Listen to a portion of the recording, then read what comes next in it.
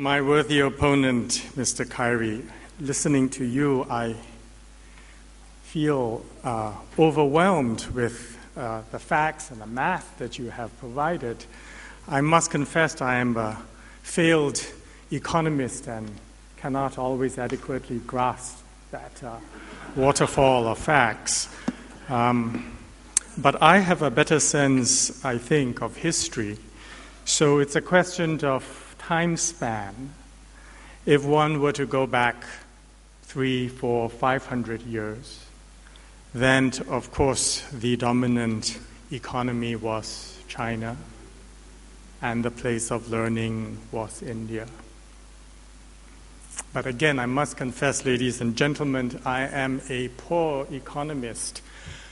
When I was an undergraduate at Princeton, I asked a professor of economics in a public lecture, if the markets were perfect and worked so well, why are there poor black people in the town of Princeton? To which he replied, in the economics department, we do not deal with moral or normative issues, we only deal with positive ones. If you want your answer, young man, go to the religion department. And if I had also asked him if higher GNP growth would have led to happiness, he might have said go to the psychology department. Or if wealth could also lead to fairness and justice, he might have said go to the legal department. Why is it that in the West, values are separated from profits? Why is well-being separated from economics? Why are some questions, the so-called soft questions, something that the West will not address? When you find a problem with the West, blame the French. We go back 300 years to René Descartes, who gave us rational philosophy, who split knowledge into two, the rational, the scientific, and its nice grandchild, economic science, that Kyrie is so infatuated with. And on the other side, all of the soft stuff, the stuff to do with the meaning of life and values, that got outsourced to philosophy. And philosophy outsourced all of those questions. Questions of what is well-being, what makes people happy. That got outsourced to art and literature. And then it got outsourced to the movies. And then it got outsourced to Saatchi and Saatchi. Morals got outsourced to the church, and then to the courts, and then to the vote, and now it's all on Facebook. So, you see, what is there to learn except outsourcing? But the issue that should perhaps plague my two worthy opponents is the reductionism that is so prevalent in Western thinking. A complex issue like terrorism, for example, has been reduced to not the complexity it is, having to do with deprivation, desperation, backwardness, food, reduced to only one issue of religion, to the issue really of Islam. Actually, it's been reduced to two issues, to the issue of Islam and airport security.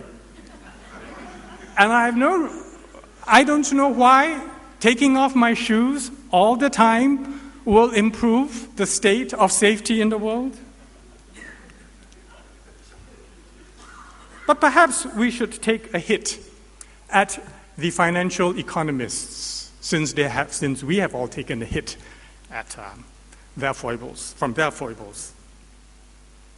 The financial sector makes products that few can afford, but which nobody understands, while ruining the real economy. And the real economy produces products that everybody wants by taking away jobs that people really need. That's Western economics for you. And every few years, there will be the concept du jour. It's going to be deregulation, liberalization. It's going to be free the currency up, no, close the currency down. Which one are you going to follow? But these theories come because, you see, the name of economic competition is that the top dog wins. No offense to Muslim friends. For ASEAN to win, if we want to be top dog, or at least come in third after India, we should just simply sell inventory. Sell our oil, sell our timber, sell our coastline, sell our women. They make good wives, good housekeepers, nurses, and much more. The question, ladies and gentlemen, is it about being top dog and winning a dog's race? Is it a dog race? As Peter Gonther reminded us this morning, it depends on whether you look at the short term, long term, or the long term, or the very long term. In the long term, it's not a dog's race. It's not a horse race. It's not an eagle's race, and it's not a dragon's race. It's a human race. And it's a human race of how we evolve, how we can be effective, and how hopefully we can be wise. The locus of the focus in the East is not the individual and not the nation state. It's the family. It's your family and my family. It's the family of our country and of our nations. We are a family of families here in ASEAN. I invite you as leaders to question your assumptions about your unit of measure and well-being. I have 1:41. 5 habits of highly effective Asian families. You know these. First, make peace, don't fight. You'll ruin wealth. Second, don't shame the family. Don't shame the family. If you shame the family, you can be disowned. And don't shame others, whether you are high or low in society. We're a hierarchical society, so we'll not really expect equality. But every Asian person, every person in ASEAN, high or low, expects respect and not to be shamed. And the income gap cannot become an income chasm, because that is shameful. 3, learn. Learn. Singapore, where I come from, had invested so much money in courtesy campaigns and management books on getting public servants and customer service staff to be much more courteous. It never worked. But they're much better now because they're working beside Filipinos. And all of a sudden, they're becoming nice. We can learn from each other. 4th, respect the spirits. Don't cut down that old tree. Don't disturb that old forest or the river. They are sacred. Turns out it's not superstition. It's good ecology. And 5, all effective families care. It's really hard to do. It's not an option.